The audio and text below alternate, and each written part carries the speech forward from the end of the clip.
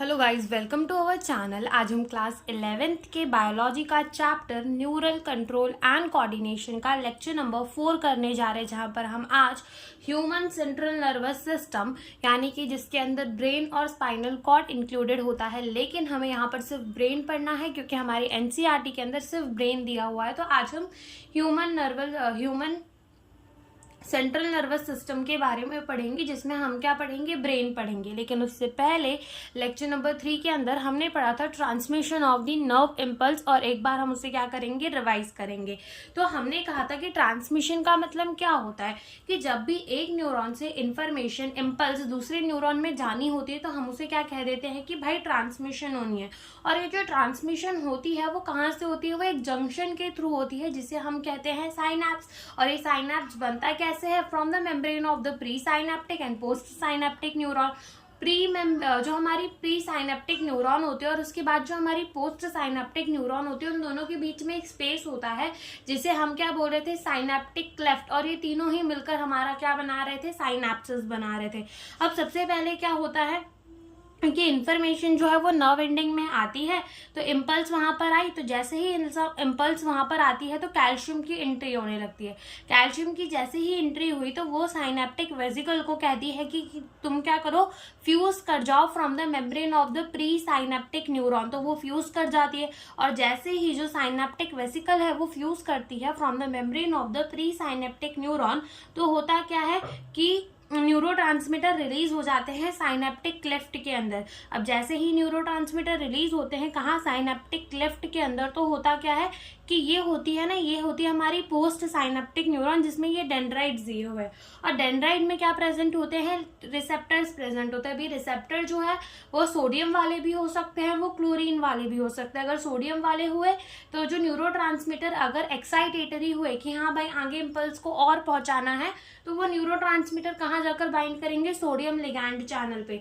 लेकिन अगर वो इनहिबिटरी वाले हुए कि अब जो है इम्पल्स को आगे नहीं पहुंचाना, तो वो कहाँ जाके बाइंड करेंगे, क्लोरीन वाले लिगैंड चैनल में बाइंड करेंगे, जिससे जो मेम्ब्रेन है वो डीपोलराइज तो नहीं होगी, लेकिन और क्या हो जाएगी, हाइपर पोलराइज्ड होगी। तो हमने देखा था कि न्यूरोट्रांसमीटर्स जो है वो एक्साइटेटरी भी हो सकते हैं, वो इनहिबिटरी भी हो सकते हैं। एक्साइटेटरी कौन से होते हैं, जैसे कि एसिटाइल कोलाइन हो गया, एपिनेफ्रिन हो गया। और इनहिबिटरी वाले कौन से होते हैं, जैसे कि डोपामाइन हो गया। तो ये सारे क्या होते हैं, इनहिबिटरी वाले होते हैं। ठीक है, फिर अब हमने कहा था कि साइनेप्सिस भी दो टाइप की होती है, एक होती है इलेक्ट्रिकल, एक होती है केमिकल। इलेक्ट्रिक वाले जो होते हैं उसमें मेम्ब्रेन ऑफ द प्री और पोस्ट साइनेप्टिक न्यूरॉन बहुत पास होते हैं। यहाँ पे ट्रांसमिशन एकदम वैसे ही होता है जैसे कि ट्रांसमिशन एक सिंगल न्यूरॉन के अलोंग हो रहा हो, बहुत जल्दी हो जाता है।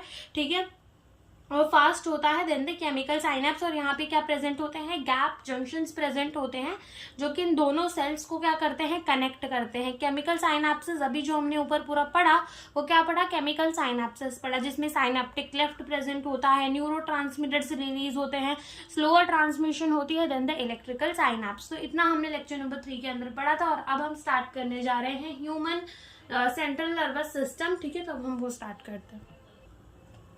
तो अब हम स्टार्ट करते हैं सेंट्रल नर्वस सिस्टम। ठीक है, सेंट्रल नर्वस सिस्टम। और सेंट्रल नर्वस सिस्टम के अंदर क्या क्या इंक्लूडेड होता है, सेंट्रल नर्वस सिस्टम के अंदर इंक्लूडेड होता है हमारा ब्रेन, एज वेल एज और क्या इंक्लूडेड होता है, इसके अंदर इंक्लूडेड होता है स्पाइनल कॉर्ड। क्या इंक्लूडेड होता है, स्पाइनल कॉर्ड।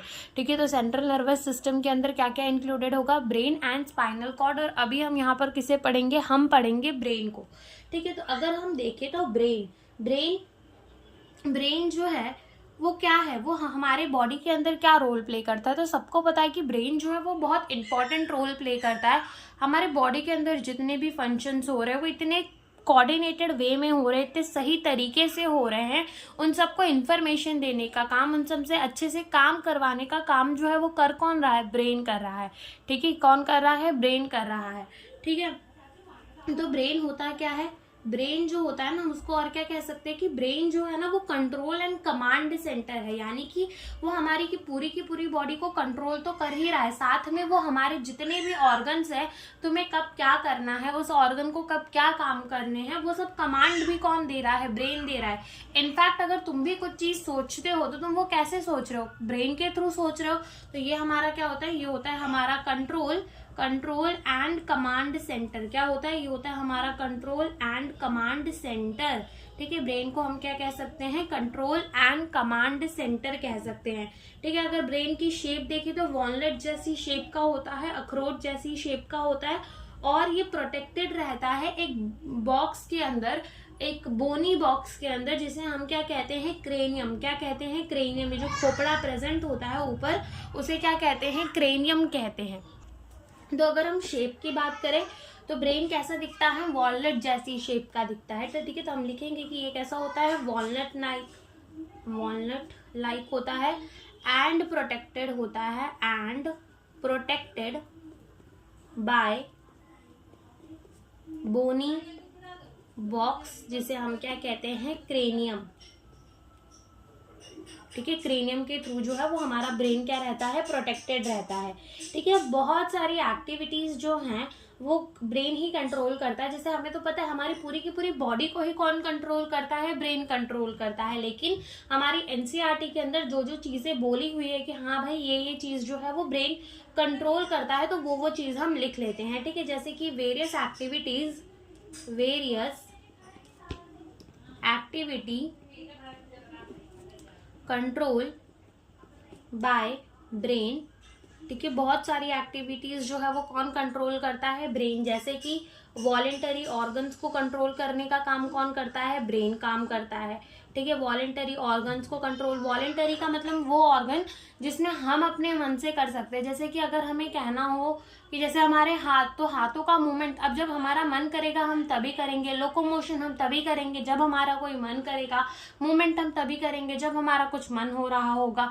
ठीक है, तो ये सारे वॉलेंटरी है, यानी कि हम ये अपनी इच्छा से कर सकते हैं। और इनवॉलेंटरी मूवमेंट्स क्या हो जाते हैं, जैसे इनवॉलेंटरी ऑर्गन की अगर हम बात करें तो लिवर हो गया, स्टमक हो गया, इंटेस्टाइन हो गया, तो ये सारे क्या है, इनवॉलेंटरी ऑर्गन। हार्ट हो गया, हम इन्हें कंट्रोल नहीं कर सकते कि अगर मन है तो भाई हाँ दिल धड़का लो, नहीं तो मत धड़काओ, रोक के रखो, ऐसा थोड़ी पॉसिबल होता है। तो ये क्या होते हैं, इनवॉलेंटरी ऑर्गन होते हैं। क्या होते हैं, ये इनवॉलेंटरी ऑर्गन। तो वॉलेंटरी को कंट्रोल कर सकता है, साथ ही साथ ये वॉलेंटरी के साथ साथ इनवॉलेंटरी, यहाँ पे वॉलेंटरी ऑर्गन हटा के लिख लो, वॉलेंटरी और involuntary, voluntary and involuntary movement, इनको कौन कंट्रोल करेगा, ब्रेन कंट्रोल करेगा। बॉडी के बैलेंसिंग को, ठीक है, बॉडी को बैलेंस रखने का काम भी कौन करता है, ब्रेन ही करता है, बॉडी बैलेंसिंग का काम। ठीक है, as well as thermoregulation. Thermoregulation का मतलब क्या होता है कि जब भी हमारे बाहर का टेम्परेचर जो है वो फ्लक्चुएट करता है, यानी कि एनवायरनमेंट का टेम्परेचर जब भी अलग होता है, ज़्यादा ठंडी पड़ जाती है या ज़्यादा गर्मी पड़ जाती है, तो हमारी बॉडी को एक कांस्टेंट टेम्परेचर में रखने के लिए सर्टेन बाउंड्री तक ही हमारा टेम्परेचर रखना, उसको मेंटेन करने का काम भी कौन करता है, हमारा ब्रेन। और उसी को क्या कहते हैं, थर्मो रेगुलेशन कहते हैं। थ्रस्ट, हंगर, प्यास कब लग रही है, हमें भूख कब लग रही है, ये भी कौन कंट्रोल करता है, हमारा ब्रेन कंट्रोल करता है। अपना 24 आवर जो सर्काडियन रिदम है, यानी कि जो हमारा स्लीप अवेक साइकिल है, अभी देखो ना, तुमने नोटिस किया होगा, मतलब कोई कोई लोग जो हमारे घर के बड़े होते हैं उनमें क्या होता है कि उनका एक फिक्स टाइम होता है कि उस टाइम पे वो सो ही जाते हैं और उस टाइम में वो उठ ही जाते हैं। ठीक है, सुबह का टाइम उनका फिक्स होता है कि वो उठ ही जाएंगे उस टाइम पे, उन्हें कोई अलार्म की जरूरत नहीं पड़ती। क्यों, क्योंकि उनकी बॉडी का स्लीप अवेक साइकिल जो है वो फिक्स हो गया है, क्योंकि वो बहुत सालों से वही चीज जो है वो करते आ रहे हैं। लेकिन अगर तुम अपने अंदर देखो, अगर तुम पढ़ते लिखते हो तो ठीक है, तो क्या होगा कि तुम कभी लेट सो रहे हो, कभी जल्दी उठ जा रहे हो, तो इस समय तुम्हारा फिक्स नहीं रहेगा। लेकिन जो रेगुलरली ऐसा करते हैं उनका फिक्स हो जाता है वो टाइम। ठीक है, तो उसी को क्या कहते हैं, 24 आवर सर्केडियन रिदम, और हम क्या कह सकते हैं इसको, स्लीप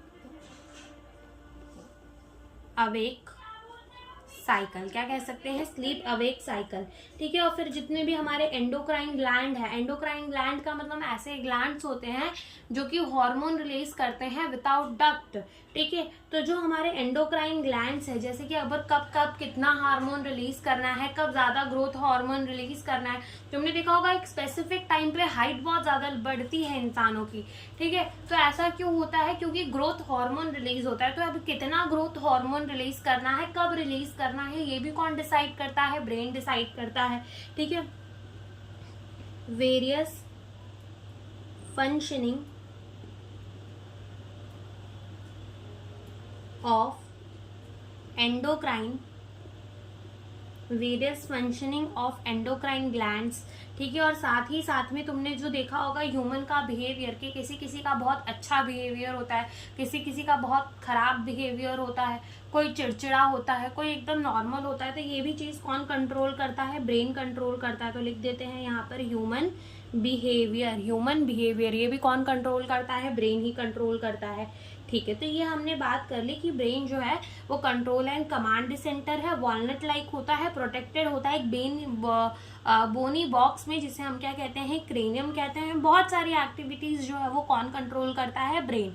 अब देखो ब्रेन जो है हमारा इतना इंपॉर्टेंट ऑर्गन है जो हमारी पूरी की पूरी बॉडी को चला रहा है, ठीक है। तो क्या होता है कि जब ब्रेन इतना इंपॉर्टेंट ऑर्गन है तो कोई भी, मान लो तुम्हारी कोई इंपॉर्टेंट चीज है, कोई इंपॉर्टेंट पेपर है तुम्हारा, तो तुम उसको ऐसे ही तो रख नहीं दोगे कहीं पे भी, तुम उसको अच्छे से रखोगे जहां पर उसे कोई चीज वो खराब ना कर सके, उसे चूहा ना खा जाए, ठीक है। ऐसी जगह रखोगे, तुम उसको लैमिनेशन करवा लोगे, उसको और फाइल्स के अंदर घुसा घुसा के रखोगे, तो मतलब तुम उसे अच्छे से रखना चाहोगे। वैसे ही जब ब्रेन अगर इतना इंपॉर्टेंट ऑर्गन है तो उसके लिए भी बहुत सारी प्रोटेक्टिंग चीजें होती हैं, बहुत सारी कवरिंग्स होती हैं जो उसे प्रोटेक्ट कर सके। तो सबसे बाहर तो हमने पता है कि सबसे बाहर क्या होगा, बोनी बॉक्स, जिसे हम कहते हैं क्रेनियम, खोपड़ा, वो प्रेजेंट होता है, वो ब्रेन को प्रोटेक्ट करने का काम करता है।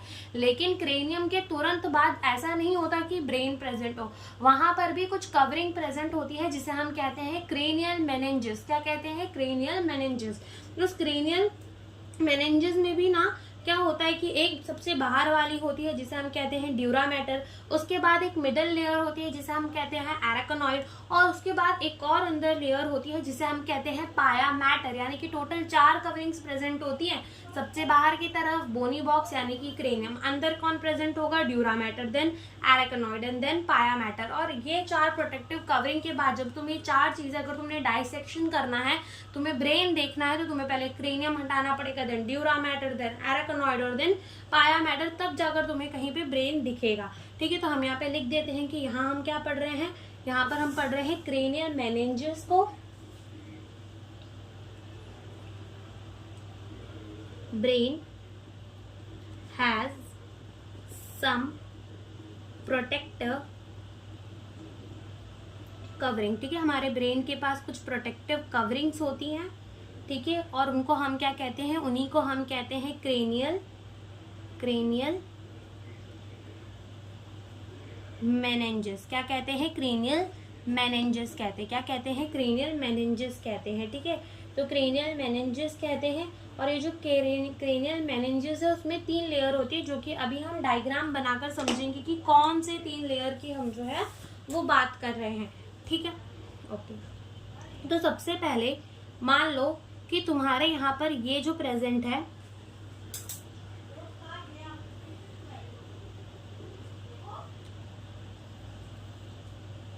ये बाहर की तरफ ये जो हमने बनाया, ये क्या है, ये है क्रेनियम, ठीक है। व्हाइट कलर का खोपड़ा जिससे तुम्हारा ब्रेन जो है वो क्या होता है, प्रोटेक्टेड रहता है, ठीक है।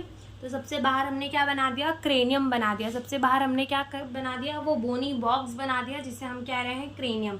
अब अंदर की तरफ, ठीक है, अंदर की तरफ, ठीक है, इस तरफ, ठीक है, यहाँ पर क्रेनियम से जुड़ा हुआ ही एक लेयर होता है, ठीक है। इसमें ऐसी ऐसी कर दो तो तुम्हें समझ में आएगा। ये जुड़ा हुआ लेयर प्रेजेंट होता है जिसे हम कहते हैं ड्यूरा मैटर। क्या कहते हैं, ड्यूरा मैटर। देन उसके बाद ड्यूरा मैटर से थोड़े दूर पर क्या प्रेजेंट होता है, एक वेब जैसा स्ट्रक्चर प्रेजेंट होता है, जाल जैसा इसमें बना हुआ होता है, जिसको हम क्या कहते हैं, एराकनॉइड। क्या कहते हैं हम इसको, कहते हैं एराकनॉइड। और उसके बाद ठीक है, मान लो जैसे कि यहाँ पर जो है अंदर की तरफ ये जो ब्रेन्स में तुमने देखा होगा ना कि ब्रेन की शेप कैसी होती है, वॉलनट जैसी। तो मान लो कि ये क्या है, अंदर की तरफ ब्रेन, ठीक है, तो ये क्या है, ब्रेन। तो ब्रेन के ऊपर ही प्रेजेंट होता है, एकदम ब्रेन की जो लेयर होती है उसी से एकदम टच होता है कौन, पाया मैटर। तो सबसे बाहर हमने क्या बना दिया, सबसे बाहर हमने बना दिया क्या, क्रेनियम बना दिया, ठीक है। उसके बाद ये अंदर वाला लेयर जो है, ये सबसे पहला लेयर है क्रेनियल मेनिंजेस का, जिसे हम क्या कहेंगे, ड्यूरा मैटर कहेंगे। क्या कहेंगे, ड्यूरा मैटर कहेंगे। तो ये क्या है, आउटर मोस्ट लेयर है, आउटर मोस्ट लेयर, ठीक है, सबसे बाहर की तरफ प्रेजेंट होता है।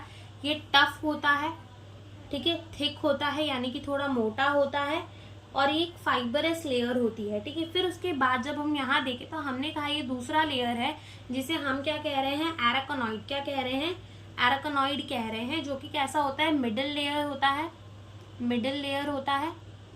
और ये कैसा होता है, वेब्ड होता है, जाल जैसा होता है। और सबसे अंदर की तरफ तीसरा लेयर पाया जाता है, जिसे हम क्या कहते हैं, पाया मैटर, पाया मैटर कहते हैं। क्या कहते हैं, पाया मैटर कहते हैं। और ये सबसे इनर मोस्ट लेयर होता है, इनर मोस्ट लेयर सबसे अंदर की तरफ प्रेजेंटेड होता है, अंदर की तरफ प्रेजेंट होता है, एंड डायरेक्टली ब्रेन के कांटेक्ट में होता है, directly in contact, directly in contact with brain, ठीक है। ब्रेन से जो है ये डायरेक्टली क्या होता है, कांटेक्ट में होता है।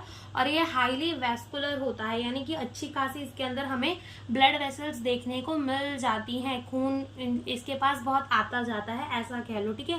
वैस्कुलर यानी कि यहाँ पर हमें अच्छी खासी ब्लड वेसल्स भी देखने को मिलेंगी, ठीक है। तो ये हो गया, सबसे बाहर की तरफ क्या प्रेजेंट होता है, ड्यूरा मैटर। जो आउटर मोस्ट लेयर होता है, टफ होता है, थिक होता है।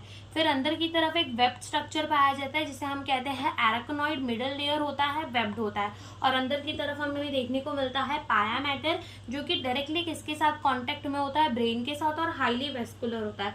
अब क्या होता है कि ये जो जगह है, ठीक है, ये जो जगह है जहाँ मैं डॉट बना रही हूँ, यहाँ पे भी मैं डॉट बना देती हूँ।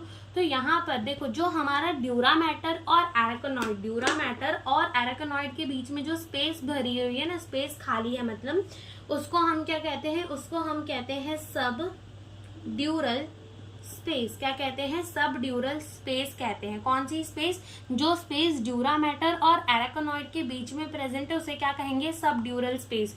और जो स्पेस हमारे पाया मैटर और एराकनॉइड के बीच में प्रेजेंट होती है, हम उसको क्या कहते हैं, सब एराकनॉइड स्पेस। क्या कहते हैं, सब एराकनॉइड स्पेस। और ये जो हमारा सब एराकनॉइड स्पेस होता है ना, तुमने कभी पढ़ा होगा, कहीं ना कहीं सुना होगा कि हमारी ब्रेन को ना एक फ्लूइड भी प्रोटेक्ट करता है, जिसे हम कहते हैं सेरिब्रोस्पाइनल फ्लूइड, जो कि एज अ शॉक एब्जॉर्बर भी काम करता है। तो जो हमारा CSF होता है, सेरिब्रोस्पाइनल फ्लूइड, ठीक है, वो कहाँ प्रेजेंट होता है, वो प्रेजेंट होता है सब एराकनॉइड स्पेस में, ठीक है। तो यहाँ लिख लो कि यहाँ पर ही सब एराकनॉइड स्पेस, हेयर CSF यानी कि सेरिब्रोस्पाइनल फ्लूइड प्रेजेंट, ठीक है। यहीं पे सेरिब्रोस्पाइनल फ्लूइड जो है वो प्रेजेंट होता है। ये क्या क्या काम करता है, सबसे पहले तो ये शॉक एब्जॉर्बर की तरह काम करता है, एक्ट एज शॉक एब्जॉर्बर। जब भी कोई झटका लगता है, जब भी तुम्हारा ब्रेन कभी दीवार से जाकर टकरा जाता है, तो उसको झेलने का काम कौन करता है, ये CSF ही करता है, ठीक है। फिर उसके बाद ये नरिशमेंट का भी काम करता है, नरिशमेंट टू ब्रेन टिश्यू, ठीक है। ब्रेन की टिश्यू को नरिश करने का काम भी कौन करता है, ये CSF ही करता है। और साथ ही साथ एक्सक्रीटरी, यानी कि एक्सक्रीटरी जो प्रोडक्ट होते हैं, एक्सक्रीटरी जो वेस्ट निकलते हैं ब्रेन के सेल्स से, तो उसका रिमूवल भी कौन करवाता है, यही कराता है, रिमूवल ऑफ एक्सक्रीटरी वेस्ट, ठीक है। Removal of the excretory waste भी कौन कराता है, CSF ही कराता है। तो ये तो हमारे प्रोटेक्टिव की बात हो गई कि प्रोटेक्टिव कवरिंग जो थी हमारे ब्रेन में कौन कौन सी प्रेजेंट थी, जो कि हमें अब समझ में आ गई है कि हमारा ब्रेन जो होता है वो कैसे प्रोटेक्टेड होता है। ये चीज हमने समझ ली। और अब हम क्या समझेंगे, अब हम समझेंगे ये कि हमारे ब्रेन के ना 3 मेजर पार्ट होते हैं, fore brain, midbrain and hindbrain. ठीक है, क्या क्या होता है, fore brain, midbrain and hind brain, और इन्हीं के पार्ट्स को कौन सा पार्ट क्या काम करता है वो पढ़ना है। और बहुत छोटा सा यहाँ पर अब डिस्क्रिप्शन दिया हुआ है। मिड ब्रेन तो कुछ भी नहीं है और हाइंड ब्रेन भी कुछ नहीं है, सिर्फ थोड़ा सा फोर ब्रेन को ही हमें यहाँ पर अच्छे से पढ़ना है। तो यहाँ हम लिखते हैं द ब्रेन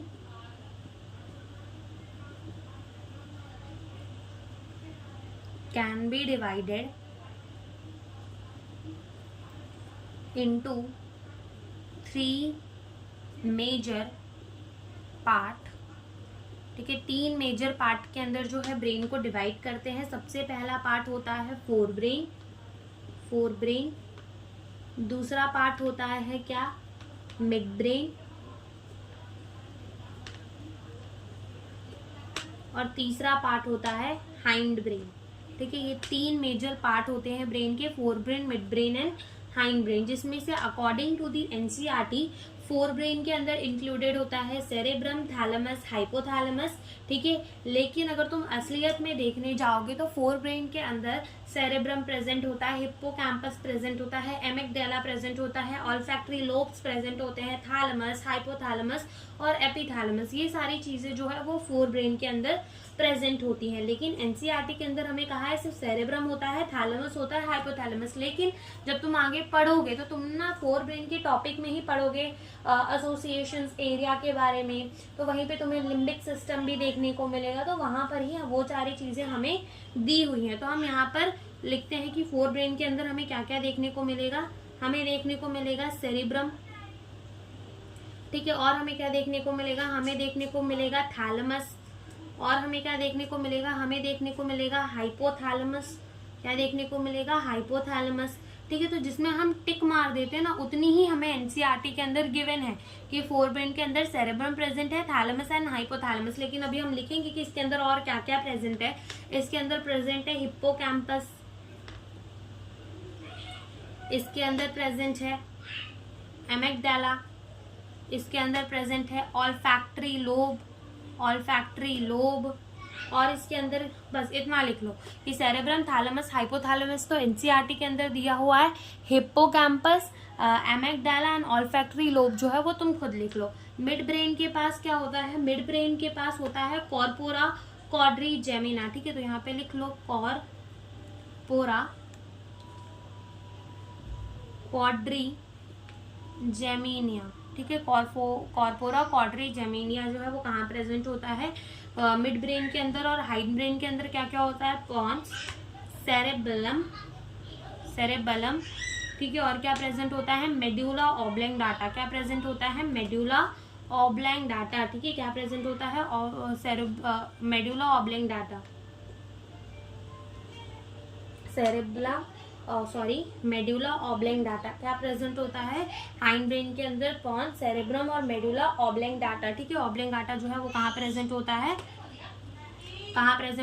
हाइंड ब्रेन के अंदर प्रेजेंट होता है। तो पहले तो आपको ये पार्ट्स याद हो जाए तो तुम आगे का पढ़ो, that is fore brain, mid brain, hind brain, तो वो ज्यादा इजी होगा। तो एक बार ही हम फटाफट से यहाँ तक जो भी हमने पढ़ा वो रिवाइज करेंगे और उसके बाद हम फोर ब्रेन को समझेंगे। ठीक है, तो हमने अभी तक पढ़ा कि ब्रेन जो है वो क्या है, कंट्रोल एंड कमांड सेंटर है, वॉलनट लाइक होता है, प्रोटेक्टेड होता है क्रेनियम के अंदर। वेरियस एक्टिविटी जो है वो हमारी ब्रेन कंट्रोल करता है, वॉलेंटरी, इनवॉलेंटरी मूवमेंट को, बॉडी बैलेंसिंग को, थर्मो रेगुलेशन को, थ्रस्ट को, हंगर को, हमारे स्लीप अवेक साइकिल को, various functioning of the endocrine gland, human behaviour, ये सारी चीजों को कौन कंट्रोल करता है, ब्रेन। ब्रेन के पास कुछ प्रोटेक्टिव कवरिंग्स होती हैं जिसे हम कहते हैं क्रेनियल मेनिंजेस, जिसमें सबसे बाहर वाला होता है ड्यूरा मैटर, फिर उसके अंदर मिडल लेयर होता है एराकोनॉइड जो कि वेब्ड होता है, और थर्ड जो प्रेजेंट होता है पाया मैटर जो कि डायरेक्टली ब्रेन के कांटेक्ट में होता है, इनर मोस्ट लेयर होता है, हाईली वस्कुलर होता है। ठीक है, जो स्पेस प्रेजेंट होता है between the dura mater and arachnoid उसे हम क्या कहते हैं, सबड्यूरल स्पेस, और जो स्पेस प्रेजेंट होता है बिटवीन द एराकोनॉइड एंड पाया मैटर उसे हम कहते हैं सब एराकोनॉइड स्पेस, जिसके अंदर हमें क्या देखने को मिलता है, सेरिब्रोस्पाइनल फ्लूइड जो कि शॉक एब्जॉर्बर की तरह काम करता है, नरिशमेंट प्रोवाइड करता है ब्रेन की टिश्यू को as well as removal of the excretory waste में भी काम करता है। ब्रेन डिवाइडेड है 3 मेजर पार्ट के अंदर, fore brain, mid brain, hip brain. ठीक है, फोर ब्रेन जो है उसके अंदर आता है cerebrum, thalamus, hypothalamus, hippocampus, amygdala and olfactory lobe. ठीक है, और according to the NCERT cerebrum, thalamus and hypothalamus. Midbrain जो है उसके अंदर कॉर्पोरा, क्वाड्रिजेमिना आता है, और हाइंड ब्रेन के अंदर पॉन्स, सेरेब्रम और मेडुला ऑब्लिंगेटा जो है वो आता है। ठीक है, अब हम फोर ब्रेन को डिटेल में पढ़ना जो है वो स्टार्ट करते हैं। तो अब हम क्या करेंगे, अब हम ब्रेन के डायग्राम को बनाकर सारे पार्ट्स को समझेंगे कि कौन सा पार्ट जो है वो कहाँ लोकेटेड है।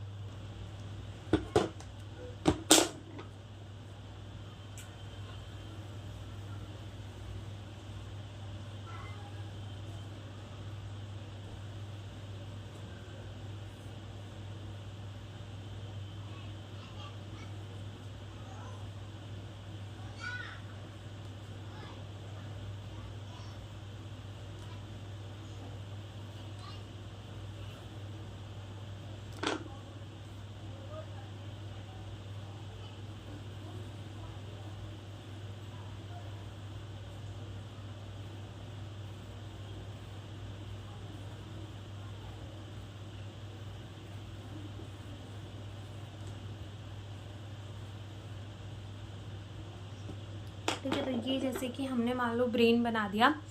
अब थोड़ा बहुत तो ये ब्रेन जैसा लग ही रहा है, और ऐसे ही डायग्राम बना लो क्योंकि एग्जैक्ट तो हम बना भी नहीं पाएंगे। ठीक है, तो यहाँ पर ये जो तुम देख रहे हो, ये जो पार्ट होता है ये क्या होता है, जहाँ पर ना ऐसे पूरा जिगजैग सा पैटर्न बना हुआ होता है। जब भी तुम ब्रेन को इमेजिन करते हो तो तुम एकदम वॉलनट जैसा शेप, उसमें बहुत सारे वो बने हुए होते हैं, वही इमेजिन करते हो। तो ये वही पार्ट है। ठीक है, जिसको हम क्या कहते हैं, जिसे हम कहते हैं सेरेब्रम। क्या कहते हैं, जिसे हम कहते हैं सेरेब्रम। क्या कहते हैं, सेरेब्रम। ठीक है, फिर उसके बाद ये जो रीजन है इसे क्या कहते हैं, इसे हम कहते हैं मिड ब्रेन। क्या कहते हैं हम इसे कहते हैं हम मिड ब्रेन। ठीक है, फिर उसके बाद अगर यहाँ पे तुम देखोगे तो यहाँ पे प्रेजेंट होता है थैलेमस। क्या प्रेजेंट होता है, थैलेमस। ठीक है, यहाँ क्या प्रेजेंट होता है, थैलेमस प्रेजेंट होता है। और थैलेमस के नीचे ही क्या प्रेजेंट होता है, हाइपोथैलेमस। हाइपो का मतलब ही होता है नीचे। ठीक है, तो थैलेमस के जो नीचे प्रेजेंट है वो क्या हो जाएगा, हाइपोथैलेमस हो जाएगा। ठीक है, फिर उसके बाद यहाँ पर जो है वो लोकेटेड होता है पॉन्स। ठीक है, क्या लोकेटेड होता है, पॉन्स। फिर उसके बाद यहाँ क्या आता है, इसके बाद यहाँ आता है मेड्यूला। क्या आता है, मेड्यूला। ठीक है, क्या आता है, मेड्यूला आता है। और यहाँ पे ये जो है ये क्या है, स्पाइनल कॉर्ड है। क्या है, स्पाइनल कॉर्ड। ठीक है, और उसके बाद अगर तुम ये देखोगे तो इसे हम क्या कहते हैं, इसे हम कहते हैं सेरेबलम। क्या कहते हैं, सेरेबलम, जिसका मतलब होता है सेरेब्रम, यानी कि इसको हम ना छोटा ब्रेन भी कहते हैं। ठीक है, तो ये प्रेजेंट होता है। ठीक है, तो ये पार्ट होगा जिसमें से सेरेब्रम, थैलेमस और हाइपोथैलेमस हमारे फोर ब्रेन का पार्ट हो जाता है। पॉन्स, मेडुला और सेरेब्रम जो है वो कहाँ का, सेरेबलम जो है वो कहाँ का पार्ट हो जाता है, हमारे हाइंड ब्रेन का। और मिड ब्रेन इटसेल्फ वो क्या है, खुद ही में है वो मिड ब्रेन। तो ये जो होता है ये कुछ डायग्राम होता है। और यहाँ पर क्या होता है कि एक tract of nerve fibre present होती है। ठीक है, जिसके आगे हम फंक्शन पढ़ेंगे कि इसका फंक्शन जो है वो होता है दो सेरेब्रल हेमिस्फीयर्स को जोड़ना, जिसे हम क्या कहते हैं, जिसे हम कहते हैं कॉर्पस कोलासम। ठीक है, तो ये भी लिख लो, इसे हम क्या कहते हैं, कॉर्पस कोलासम। ठीक है, जो कि क्या होता है, ट्रैक्ट ऑफ नर्व फाइबर होता है, जो कि हम आगे लिखेंगे कि वो क्या होता है, ट्रैक्ट ऑफ नर्व फाइबर होता है। ठीक है, और साथ ही साथ क्या होता है कि मिड ब्रेन से ना, यहाँ पर हमने दिखाया नहीं, मिड ब्रेन जो है ना वो थोड़ा सा ऐसे खुल कर जाता है, यानी कि यहाँ पर ना कुछ जगह बन जाती है जिसे हम क्या कहते हैं, जिसे हम कहते हैं सेरेब्रल एडिक्वेट। ठीक है, जिसके बारे में हम आगे पढ़ेंगे। तो ये हमारे ब्रेन का रफ रफ सा डायग्राम हो गया। चाहे तो तुम इसमें ऐसे ऐसे बना लो। और ये ब्रेन जो है वो कैसे दिखाया गया है, ये एक साइड का तुम्हें दिखाया गया है। ठीक है, जैसे कि मान लो ब्रेन जो था वो पूरा था तो उसको ऐसे कट करके तुम इसे एक साइड से दिखाया हो, वरना यहाँ पर पूरा ऐसे दो होते, ऊपर से दिखाते तो ये सारी चीजें दो दिखती। ठीक है, तो इसको ऐसे कट कर दिखाया गया है तुम्हें ब्रेन को। ठीक है, तो अब हम स्टार्ट करते हैं हमारे फोर ब्रेन से। हम फोर ब्रेन को पढ़ना जो है वो स्टार्ट करते हैं। तो सबसे पहला हम क्या पढ़ेंगे, फोर ब्रेन, जिसके अंदर फोर ब्रेन के अंदर सबसे पहली चीज जो हमने बोली कि जब भी तुम ब्रेन को इमेजिन करते हो तो जो तुम इमेजिन कर पाते हो उसी को क्या कहते हैं, उसी को कहते हैं सेरेब्रम, जो हम पढ़ेंगे। सबसे पहला पार्ट पढ़ेंगे फोर ब्रेन का, दैट इज सेरेब्रम, क्या पढ़ेंगे? सेरेब्रम। अब ये सबसे मोस्ट प्रोमिनेंट यानी कि सबसे ज्यादा लार्जेस्ट पार्ट होता है ब्रेन का, कि ज्यादातर ब्रेन का जो हिस्सा है वो किसने लेकर रखा है? वो लेकर रखा है किसने? सेरेब्रम ने। तो हम लिखेंगे ये most prominent and largest part of brain. ठीक है, most prominent and largest part of brain. ठीक है, सबसे बड़ा पार्ट जो होता है ब्रेन का वो क्या होता है? यही होता है। एक लॉन्गिट्यूडनल क्लेफ्ट होती है। लॉन्गिट्यूडनल क्लेफ्ट का मतलब क्या होता है कि एक है ना, हमें लाइन सी दिखती है, लंबी सी क्लेफ्ट यानी कि लंबी सी हमें लाइन दिखती है हमारे ब्रेन को। जब तुम उसे ऊपर से देखोगे तो दिखता है। तो जो क्या होता है, जो हमारे सेरेब्रम को 2 इक्वल हेमीस्फीयर्स के अंदर डिवाइड करता है, 2 सेरेब्रम हेमीस्फीयर्स के अंदर डिवाइड करता है, वो उस तरह हमें क्या देखने को मिलता है? एक लॉन्गिट्यूडनल क्लेफ्ट। जैसे कि मान लो ये तुम्हारा एक सेरेब्रल हेमीस्फीयर है और ये तुम्हारा दूसरा सेरेब्रल हेमीस्फीयर है, तो क्या तुम्हें यहाँ पर एक लाइनिंग सी दिखती है? पूरी आगे से लेकर वो लाइनिंग पीछे तक जाती है, जो 2 सेरेब्रल हेमीस्फीयर्स को डिवाइड करने का काम करते हैं। और ये ऊपर से तो डिवाइडेड होती है, नीचे से वो कनेक्टेड होती है by the tract of nerve fibre, जिसे हम क्या कहते हैं? जिसे हम कहते हैं कॉर्पस कोलासम। क्या कहते हैं? कॉर्पस कोलासम कहते हैं। तो ये बात भी हम लिखते हैं। एन कहाँ चली गई? ठीक है, तो ये क्या होता है? मोस्ट प्रोमिनेंट एंड अपना लार्जेस्ट पार्ट होता है ब्रेन का। A longitudinal cleft, longitudinal cleft divide the cerebrum in 2 cerebrum hemisphere। ठीक है, 2 सेरेब्रल हेमीस्फीयर्स के अंदर उसे डिवाइड कर देते हैं। जैसे मान लो कि तुम अगर ये ऊपर से देख रहे हो तो ये एक सेरेब्रल हेमीस्फीयर हो जाएगा, ये दूसरा सेरेब्रल हेमीस्फीयर्स हो जाएगा, और ये एक लॉन्गिट्यूडनल क्लेफ्ट दिख रही है जो इन 2 सेरेब्रल हेमीस्फीयर्स को क्या करेगी?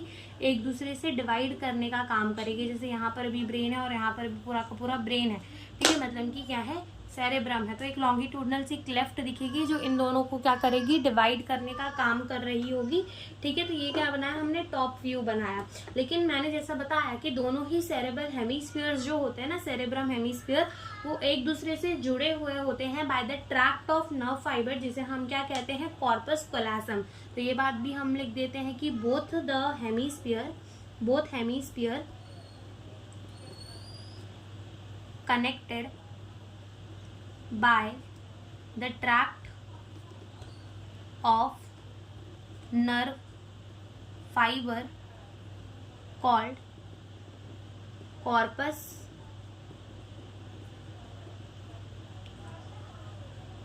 ये ओ आएगा कॉर्पस कोलासम। ठीक है, तो by the tract of the nerve fibre, जिसे हम क्या कहते हैं? कॉर्पस कोलासम। ट्रैक्ट का मतलब होता है कलेक्शंस ऑफ एक्सॉन। ठीक है, ट्रैक्ट का मतलब क्या होता है? कलेक्शन ऑफ एक्सॉन, उसी को हम क्या कह देते हैं? ट्रैक्ट कह देते हैं। तो यहाँ पर ट्रैक्ट ऑफ नर्व फाइबर होता है, जिससे ये दोनों ही हमारे हेमीस्फीयर्स जो है वो जुड़े हुए होते हैं, जिससे हम क्या कह देते हैं? कॉर्पस कोलासम। क्या कह देते हैं? हम उसे कह देते हैं कॉर्पस कोलासम। क्या कह देते हैं? कॉर्पस कोलासम बोल देते हैं। ठीक है, अब क्या होता है कि जो हमारा सेरेब्रल हेमीस्फीयर है ना, वो हमें कैसा दिखता है? अगर हम उसको बाहर की तरफ से देखें तो वो ग्रे हमें दिखता है इन अपीयरेंस। हम उसको कहते हैं ग्रे मैटर। क्यों कहते हैं? क्योंकि वहां पर हमें सेल बॉडीज देखने को मिलती हैं।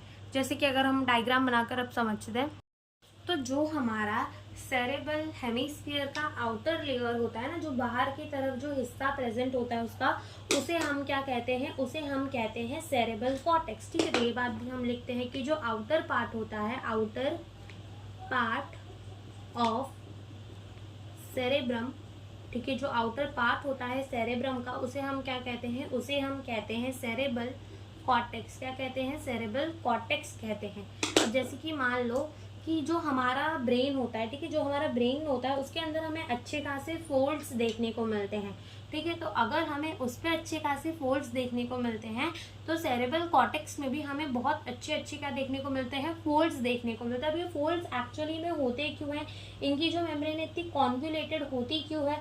क्योंकि ताकि इसके अंदर ज़्यादा से ज़्यादा न्यूरॉन्स को भरा जा सके, इसके वजह से इतने सारे फोल्ड्स के फॉर्म में प्रेजेंट होते हैं। तो यहाँ पर तो हमने लिख दिया कि जो आउटर पार्ट होता है सेरेब्रम का उसे हम क्या कह देते हैं, सेरेब्रल कॉर्टेक्स। लेकिन एनसीईआरटी के अंदर भी लिखा हुआ है कि ऐसा लेयर ऑफ सेल जो कि कवर करता है सेरेब्रल हेमिस्फीयर को, उसी को क्या कहते हैं, सेरेब्रल कॉर्टेक्स कहते हैं। ठीक है, तो ये बात भी हम लिख देते हैं कि the outer layer of cell, layer of the cell which cover the cerebral hemisphere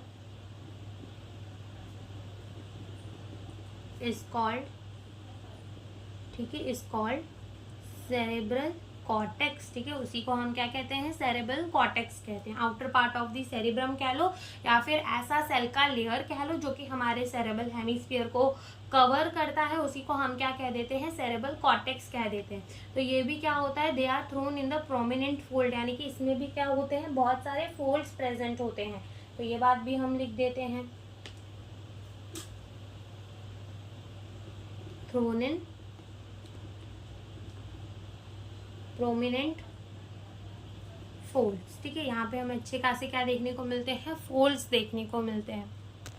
तो अगर अब तुम देखो तो यहाँ पर एनसीईआरटी में बोला है कि जो हमारा सेरेब्रल कॉर्टेक्स होता है ना, वो हमें ग्रे कलर का दिखता है। क्यों? क्योंकि वहां पर सेल बॉडीज प्रेजेंट होती हैं, सेल बॉडी कंसंट्रेटेड होती है वो कलर देने के लिए।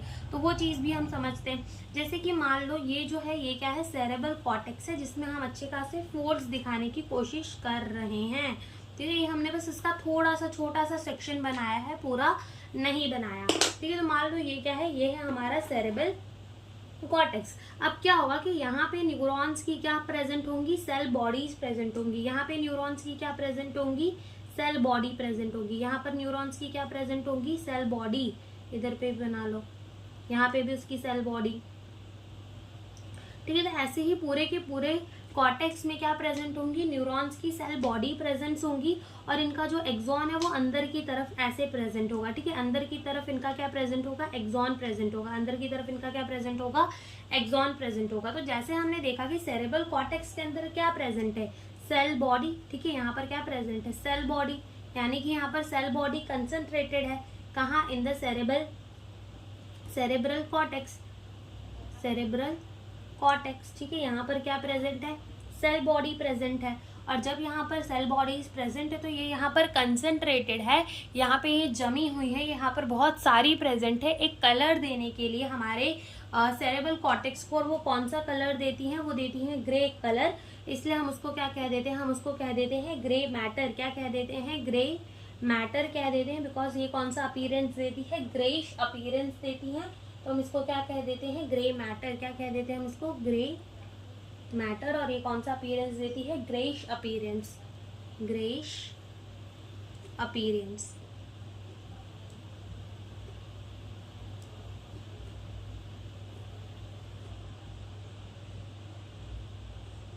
ग्रेइश अपीयरेंस देती है। वेरएज अगर जब हम अंदर की तरफ देखें तो जो हमारे अंदर की तरफ प्रेजेंट होता है, यानी कि जो हमारा सेरेब्रल हेमिस्फीयर होता है। ठीक है, जो हमारा सेरेब्रल हेमिस्फीयर होता है वो अंदर की तरफ से व्हाइट दिखता है। क्यों? क्योंकि वहां पर हमारे क्या प्रेजेंट होते हैं, वहां पर हमारे एक्सॉन्स प्रेजेंट होते हैं, वो भी माइलिन शीथ, यानी कि ऐसे एक्सॉन्स प्रेजेंट होते हैं जिनमें क्या प्रेजेंट होती है, माइलिन शीथ प्रेजेंट होती है। ठीक है, तो वो अंदर का इनर पार्ट बनाते हैं सेरेब्रल हेमिस्फीयर का। तो ये भी हम लिखते हैं कि inner part of cerebral hemisphere, inner part of the cerebral hemisphere. तो ये जो इनर पार्ट होता है सेरेब्रल हेमिस्फीयर का, ठीक है, जो इनर पार्ट होता है हमारे सेरेब्रल हेमिस्फीयर का, यहाँ पर क्या प्रेजेंट होते हैं, माइलिनेटेड एक्सॉन्स प्रेजेंट होते हैं इनसाइड द अपने सेरेब्रल। ठीक है, तो यहाँ पर क्या प्रेजेंट होते हैं, माइलिनेटेड एक्सॉन, जो इसको कौन सा कलर देते हैं, व्हाइट कलर देते हैं, यानी कि व्हाइट मैटर, जिसे हम क्या कह देते हैं, वाइट मैटर कह देते हैं, जिसे हम क्या कह देते हैं, वाइट मैटर। तो अगर कोई पूछे ब्रेन के अंदर ग्रे मैटर कहाँ प्रेजेंट है, तो वो आउटसाइड, बाहर की तरफ प्रेजेंट होता है, और व्हाइट मैटर कहाँ प्रेजेंट होता है, इनसाइड, यानी कि अंदर की तरफ प्रेजेंट होता है। कहाँ प्रेजेंट होता है, अंदर की तरफ प्रेजेंट होता है, ठीक है। और अगर कोई पूछे ये इतने प्रोमिनेंट फोल्ड क्यों दिखते हैं, to accumulate, to accommodate more neuron, ज्यादा से ज्यादा न्यूरॉन रखने के लिए ये कैसा होता है, इसके ऊपर फोल्ड्स प्रेजेंट होते हैं बहुत सारे, ठीक है। तो ये हो गया हमारा क्या, ये हो गया हमारे सेरेब्रम का आउटर पार्ट हमने पढ़ लिया, that is the cerebral cortex पढ़ लिया, और हमने अंदर की तरफ भी पढ़ लिया कि वहां पर क्या होते हैं, माइलिनेटेड एक्सॉन पाए जाते हैं जो उसको व्हाइटिश अपीयरेंस देते हैं, तो हम उसे क्या कहते हैं, व्हाइट मैटर। अब क्या होता है कि यहाँ पर 3 एरियाज प्रेजेंट होते हैं, कहाँ पर, हमारे सेरेब्रल कॉर्टेक्स पे, 3 एरिया प्रेजेंट होते हैं, सेंसरी एरिया, मोटर एरिया और एसोसिएशन एरिया। तो सेंसरी एरिया वो होते हैं जहाँ पर सेंसरी इनपुट्स आते हैं, यानी कि हमारे ऑर्गन से, ठीक है, या फिर हमारे एक्सटर्नल एनवायरनमेंट से जो भी इंफॉर्मेशन आ रही है वो कहाँ जाती है, सेंट्रल नर्वस सिस्टम पे, तो हम उसको कहते हैं कि सेंसरी इनपुट, ठीक है। और अगर वही हमारे ब्रेन से कोई इंफॉर्मेशन कोई ऑर्गन के पास जा रही है तो हम उसको क्या कहते हैं, मोटर इनपुट, ठीक है। तो सेंसरी इनपुट वहां पर आती है, मोटर इनपुट वहां से जाती है, और वहां पर एसोसिएशंस एरिया प्रेजेंट होते हैं जो तो ना हमारे सेंसरी होते, मतलब वो सेंसरी जैसे तो नहीं होते, हम ऐसा कह सकते हैं, और वो मोटर भी नहीं होते, यानी कि उधर ना कुछ हमारे ऐसे एरियाज प्रेजेंट होते हैं जिसमें हमारे मेमोरी की चीजें, कम्युनिकेशंस की चीजें और इंटर सेंसरी फंक्शंस इंक्लूडेड होते हैं, जो कि हम आगे पढ़ेंगे कि वो क्या होता है। तो पहले हम आगे इसको पढ़ते हैं, ठीक है। तो यहाँ पर हम लिखते हैं कि there are 3 areas in cerebral cortex, that is सबसे पहला एरिया जो प्रेजेंट होता है वो क्या प्रेजेंट होता है, सेंसरी एरिया, जहां पर क्या होता है, सेंसरी इनपुट कम्स हियर, ठीक है, सेंसरी इनपुट यहीं पर आते हैं। दूसरा हमारा क्या होता है, मोटर एरिया, जहां से मोटर इनपुट यानी कि motor information goes from here, ठीक है। मोटर इंफॉर्मेशन कहाँ जाते हैं, यहाँ से ही जाते हैं। सेंसरी का मतलब कोई एक्सटर्नल एनवायरनमेंट से या फिर ऑर्गन से इंफॉर्मेशन आती है सेंट्रल नर्वस सिस्टम यानी ब्रेन के पास, तो वो सेंसरी इनपुट हो गया, और जाती है तो वो क्या हो गया, मोटर इन्फॉर्मेशन हो गया, जो कि कहाँ से जाती है, मोटर आउटपुट भी कह सकते हो, जो कि जाती है कहाँ से, मोटर एरिया से। और तीसरे एरियाज यहाँ पे प्रेजेंट होते हैं जिसे हम कहते हैं एसोसिएशन एरिया। क्या कहते हैं, एसोसिएशन एरिया कहते हैं, जो कि नाइदर, मतलब ये जो होते हैं ना लार्ज एरिया, ऐसे एरियाज होते हैं, नाइदर क्लियरली, ना तो ये अच्छे से हमारे सेंसरी होते हैं और ना ही मोटर होते हैं, ठीक है। ऐसे एरियाज प्रेजेंट होते हैं जिसे हम कहते हैं एसोसिएशन एरिया, जहां पर हमारे किसके साथ एसोसिएटेड होते हैं, यानी कि यहाँ क्या क्या इंक्लूडेड होता है, एसोसिएटेड विथ हमारी मेमोरी, कम्युनिकेशन और इंटरसेंसरी फंक्शन। और ये जो इंटरसेंसरी फंक्शन का मतलब क्या होता है, इंटरसेंसरी फंक्शन का मतलब होता है कि एक ही समय पर जब तुम बहुत सारी चीजें, बहुत सारी सेंसरी इनपुट्स तुम्हारे अंदर जा रही हो, तो वो क्या हो जाता है, इंटरसेंसरी फंक्शन, यानी कि integration of the multiple sensory input. जैसे मान लो तुम कोई चीज देख रहे हो, कोई खाने की चीज देख रहे हो, तो तुम क्या कर रहे हो, उसको देख रहे हो, तो ये एक टाइप की क्या हो गई, सेंसरी इनपुट हो गई। तुम उसे टच कर सकते हो तो वो भी क्या हो गई, एक टाइप की सेंसरी इनपुट हो गई।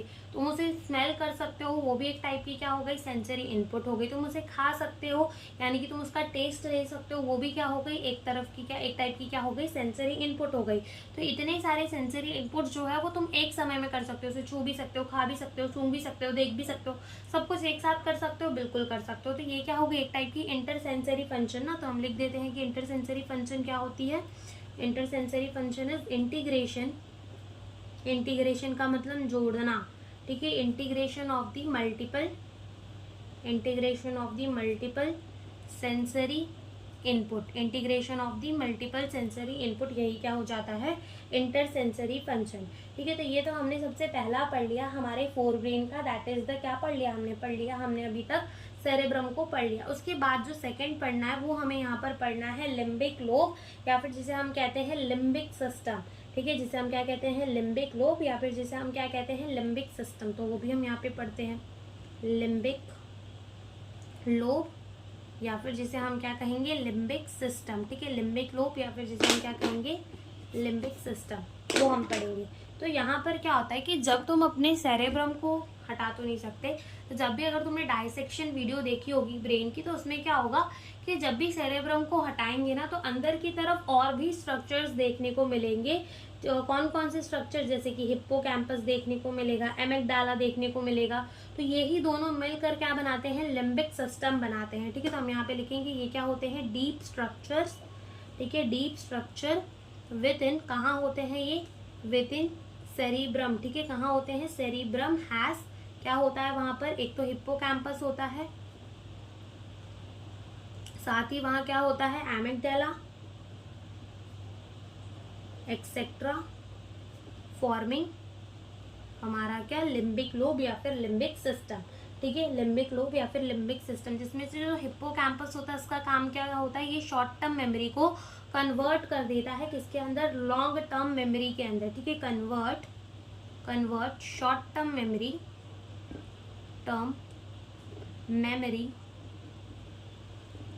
Into long term. ठीक है, शॉर्ट टर्म मेमोरी को किसके अंदर कन्वर्ट कर देता है, लॉन्ग टर्म मेमोरी। और जो एमिगडाला होता है वो आमल्ड शेप होता है, बादाम की शेप का होता है।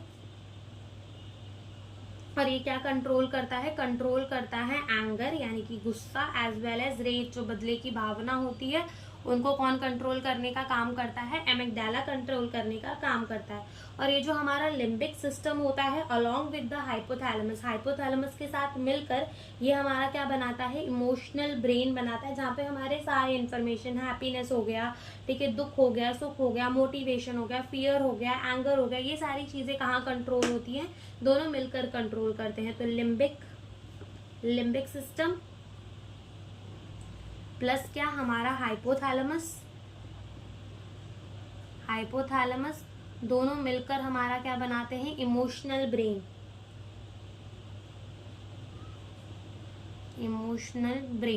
ठीक है, जो कि क्या क्या चीजें कंट्रोल कर सकता है, हैप्पीनेस, प्लेजर, ये भी एक तरीके का क्या होता है, इमोशन, मोटिवेशन, फियर, एंगर, ये सारी चीजें हमारा इमोशनल ब्रेन जो है वो कंट्रोल करता है। ठीक है, अलोंग विद द हाइपोथैलेमस हमारा बनता है इमोशनल ब्रेन।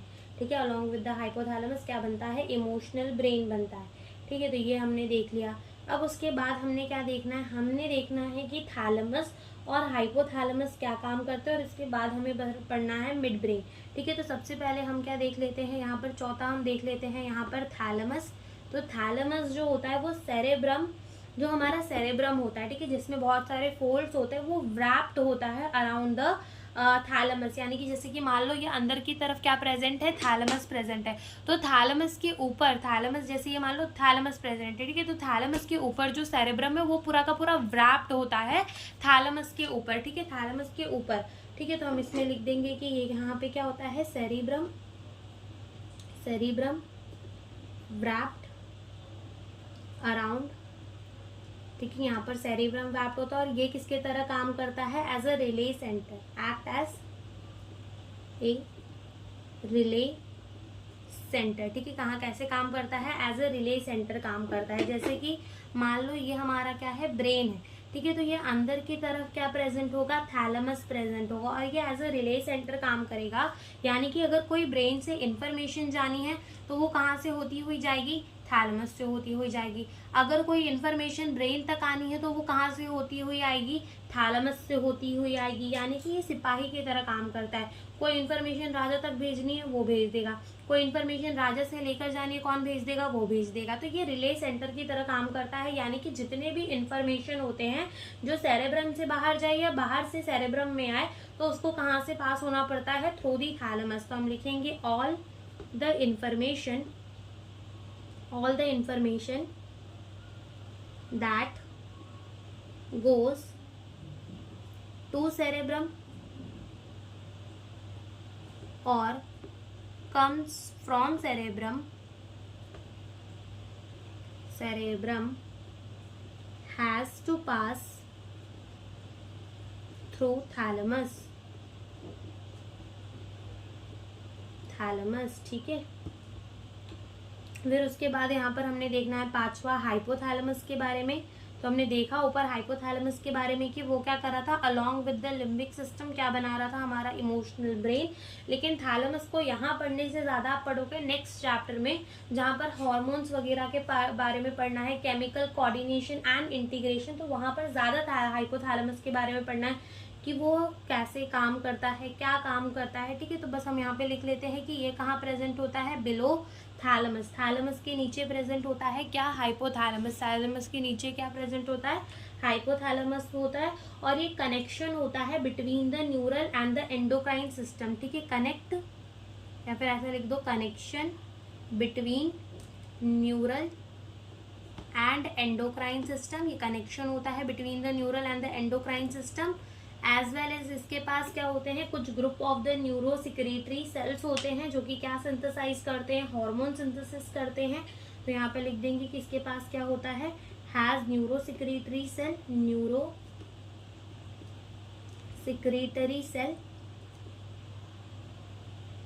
जो क्या सिक्रेट करते हैं, हार्मोन, ठीक है, जो कि क्या बनाते हैं, हार्मोन बनाते हैं, ठीक है। बॉडी का जो थर्मो रेगुलेशन है वो कहाँ से कंट्रोल होता है, हाइपोथैलेमस से।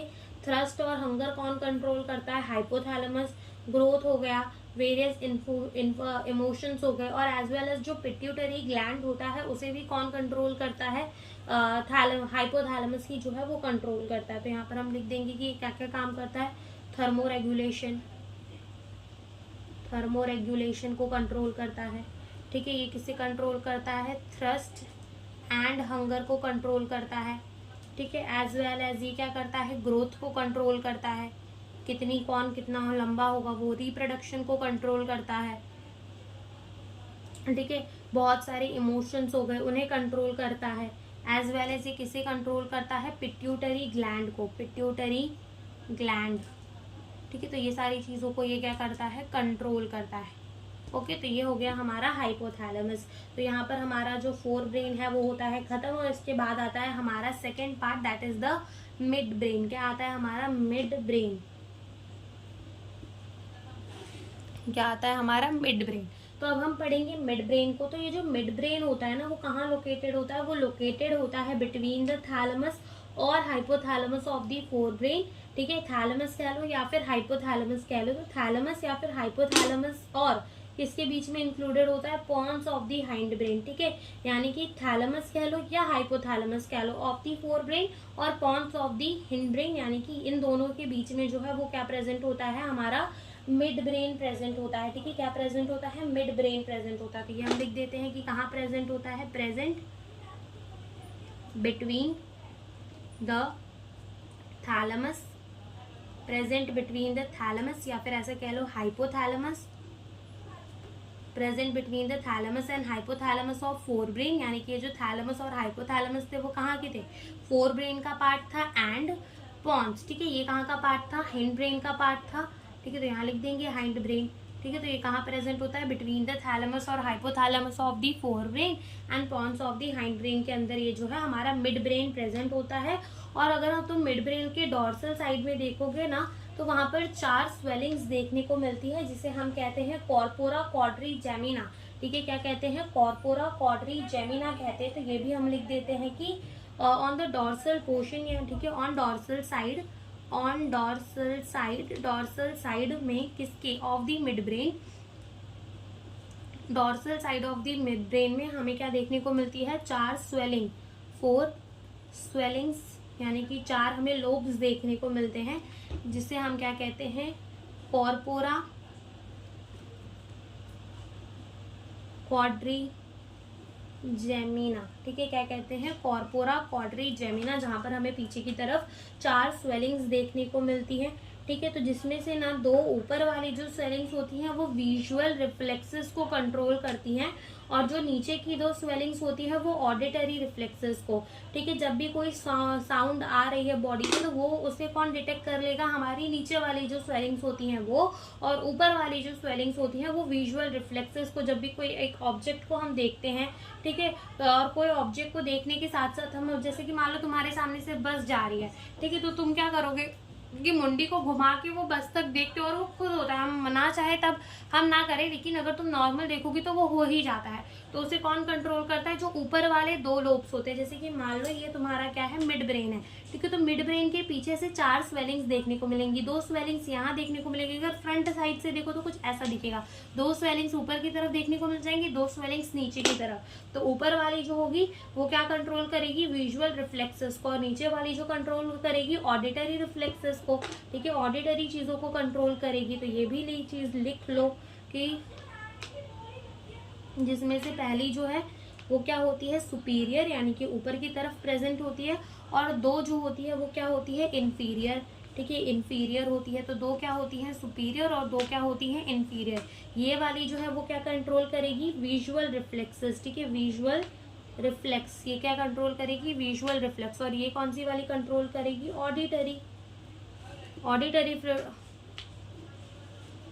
ऑडिटरी रिफ्लेक्सेस को ये कंट्रोल करने का काम करेगी। ठीक है, तो ये बात हमने कर ली। और एक कैनाल होती है जिसे हम कहते हैं सेरेब्रल एडिक्वेट, जो कि मिड ब्रेन से पास करती है, जो कि हमने डायग्राम के अंदर भी बना दी थी। तो ये भी हम लिख देते हैं कि यहाँ पर क्या होता है, cerebral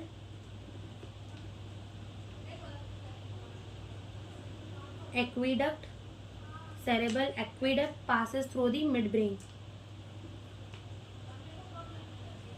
passes through mid brain. ठीक है, सेरेब्रल एक्विडक्ट कहते हैं इसको, मैंने अभी तक एडिक्वेट पता नहीं क्या बोला, इसको क्या कहेंगे, एक्विडक्ट। ठीक है, सेरेब्रल एक्विडक्ट कहेंगे, जो कि मिड ब्रेन से जो है वो पास करेगी। ठीक है, तो यहाँ तक जो है वो हमारा मिड ब्रेन भी होता है खत्म, और इसके बाद हमारा बचता है हाइंड ब्रेन। ठीक है, तो वो भी हम फटाफट से पढ़ लेते हैं कि वहाँ हमें क्या पढ़ना है, हाइंड ब्रेन। ठीक है, तो अब हाइंड ब्रेन के अंदर हमने क्या बोला था कि हाइंड ब्रेन के अंदर हमें 3 चीजें देखनी है, और वो 3 चीजें कौन कौन सी देखनी है, हमें देखनी है यहाँ पर सेरेब्रम, जिसे हम क्या कहते हैं, लिटिल ब्रेन भी कहते हैं। वो सबसे second largest part of the brain, यानी कि सेरेब्रम के बाद जो दूसरा सबसे लार्जेस्ट पार्ट होता है ब्रेन का, वो हमारा वही होता है। ठीक है, और उसमें भी 2 सेरेब्रल हेमिस्फीयर होते हैं। उसमें भी ग्रे मैटर हमें बाहर की तरफ देखने को मिलता है, व्हाइट मैटर हमें अंदर की तरफ देखने को मिलता है। बॉडी बैलेंसिंग का वो भी काम करता है। ठीक है, फिर उसके बाद जो है दूसरा हमें देखने को मिलता है पॉन्स, और ये एक ब्रिज की तरह काम करता है, जो कि हमारे कनेक्ट करता है डिफरेंट रीजन्स ऑफ ब्रेन को। ठीक है, तो ऊपर की तरफ अगर तुम देखोगे तो क्या प्रेजेंट होता है, हमारा फोर ब्रेन प्रेजेंट होता है, नीचे की तरफ यहाँ पर मेडुला हमारा हाइंड ब्रेन प्रेजेंट होता है। तो कनेक्ट करता है ये, हम ऐसा कह देते हैं।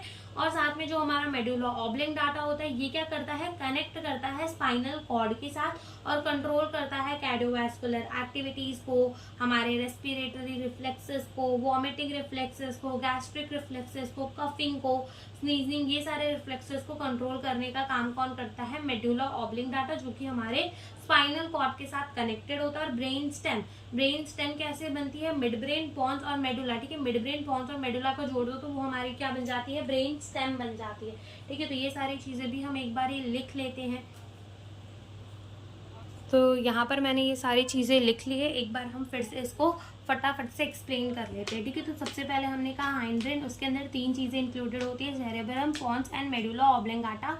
ठीक है, जिसके अंदर सेरेब्रम जो होता है ना, वो हम उसको लिटिल ब्रेन भी कहते हैं, because this is the second largest part of the brain. Cerebrum के बाद जो हमारा सेकेंड लार्जेस्ट पार्ट होता है वो होता है सेरेब्रम।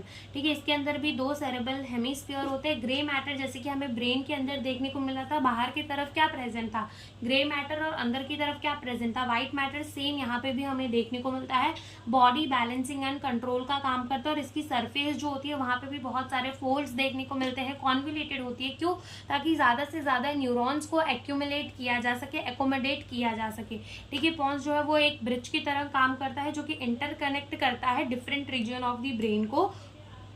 और जो हमारा थर्ड पार्ट है that is the medulla oblongata, ये क्या करता है, एक तो ये स्पाइनल कॉर्ड के साथ कनेक्ट होता है, ठीक है, ये स्पाइनल कॉर्ड के साथ कनेक्टेड होता है और ये क्या करता है, कंट्रोल करता है कार्डियोवैस्कुलर एक्टिविटीज़ को, हमारे रेस्पिरेटरी रिफ्लेक्सेस को, जब भी उल्टी आए तो वॉमिटिंग रिफ्लेक्सेस को, गैस्ट्रिक रिफ्लेक्सेस को, ये सारी चीज़ों को कौन कंट्रोल करता है, मेडुला ऑब्लिंगाटा। और जो हमारा ब्रेन स्टेम होता है वो मिड ब्रेन, पॉन्स और मेडुला, ठीक है, midbrain, pons and medulla से मिलकर क्या बना हुआ होता है, हमारा ब्रेन स्टेम बना हुआ होता है, ठीक है, जिसमें से अगर कोई पूछे ब्रेन स्टेम में मिड ब्रेन एक आ गया और दो पार्ट आते हैं, दो और, दैट इज पॉन्स और मेडुला, वो किसके आते हैं, हाइंड ब्रेन के। कोई पूछे क्या कि हमारा ब्रेन जो है, हमारा जो ब्रेन स्टेम है, ठीक है, तो ब्रेन स्टेम बनाने के लिए क्या हमारा फोर ब्रेन कुछ भी इंक्लूड करता है, यानी कि अगर ऐसा पूछा जाए ब्रेन स्टेम बनाने के लिए फोर ब्रेन का कोई रोल होता है तो नहीं होता, ठीक है, किसका किसका रोल होता है, एक तो मिड ब्रेन का रोल होता है और दूसरा हाइंड ब्रेन का रोल जो होता है वो ब्रेन स्टेम बनाने में होता है। तो यहाँ पर हमारा ये जो चैप्टर है वो होता है खत्म। अब इसके बाद में एक वीडियो आएगी जहाँ पर हमने यहाँ तक अभी जो भी लिखा, जो भी लिख कर समझा, उसे हम एक वीडियो में सब कुछ एक बारी फटाफट से रिवाइज करेंगे, या फिर ऐसा मान लो हम उसका रिवीजन कर लेंगे, या फिर हम उसको फटाफट से रिवाइज कर लेंगे सारे नोट्स को एक बार, जो भी हमने अभी तक बनाए हैं, जो कि हम अगले लेक्चर में करेंगे। सो आज का लेक्चर यहीं पे खत्म होता है। Thank you for watching the video.